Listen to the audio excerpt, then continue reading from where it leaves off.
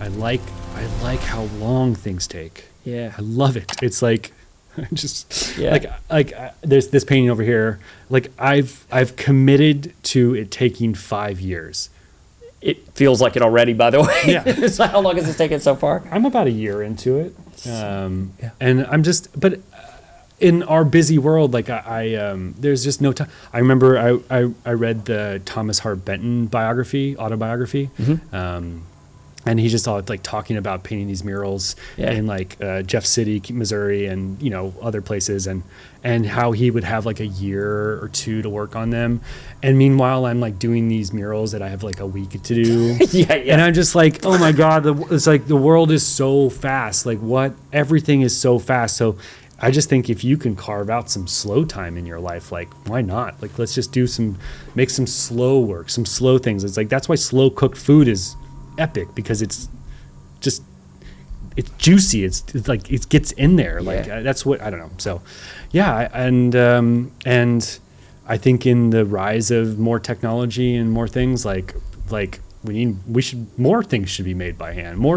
More things that are just like rare blips of humans just like effect on the world. Like let's just celebrate that. So that's what I'm doing. We'll see what happens. That's so cool. Speaking with a friend of mine, Scott Henderson, he's a designer. He was on an earlier episode this season, and he said something I never thought about. He's an industrial designer, and he said something, the spirit of it is these objects, they contain energy. And it's that, if it's this begrudging thing you don't want to make, etc., the object's going to reflect that.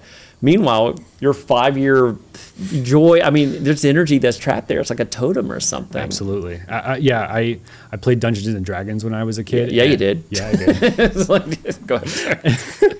And there was this one of the powers that you could get was this. It was you could touch something and know the history of it. Oh wow! And I always thought to myself, like, that would be.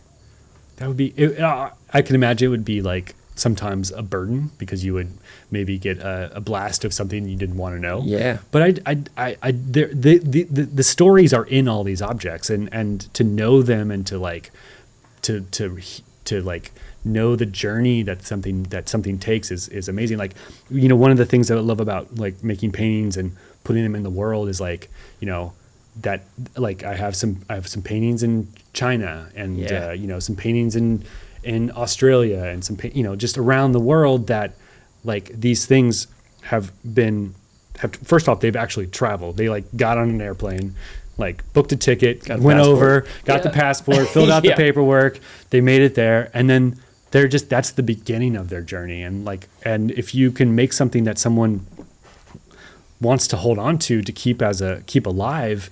I mean, the only reason why anything is alive, like art-wise, is because someone has chosen to keep it alive.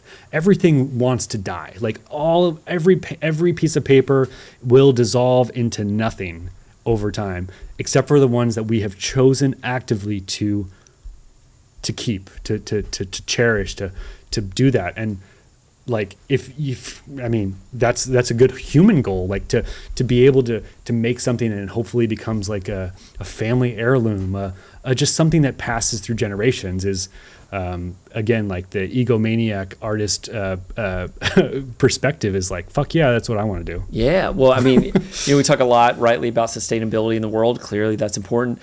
To me, one of the best versions of sustainability is the thing you never want to throw away, the thing you would fight tooth and nail to keep up. I mean, like that, and I think that value, like most things of value, that doesn't come easily. It might take 5 years. By the way, this is going to take longer than 5 years. Fun fact. So just so you're aware.